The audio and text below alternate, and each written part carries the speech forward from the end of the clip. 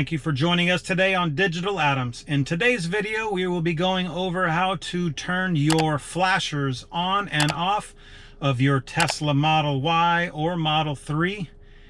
And in this video, it's going to be very easy. However, if you were to turn them on by accident, as I did, it was very difficult, and I was not sure where I was supposed to find out how to turn them back off because I had accidentally turned them off. So in today's video, I will show you, and you may be surprised at how easy it is.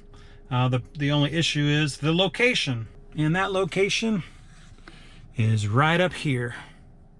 If you were to come up here and if you were to press this button right here, that is your flashers. Now you can hear them.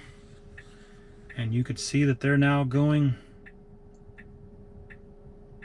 I hit that the other day and I couldn't figure out where to turn them off. And here we are right up here. Just press the button and then they're off. Thank you for joining us today in this video. I know it was a short one, but it might be something that will help you out there. Please like and subscribe to this channel. If you know of any future content you would like to see, just leave some comments below. Thank you, and adios.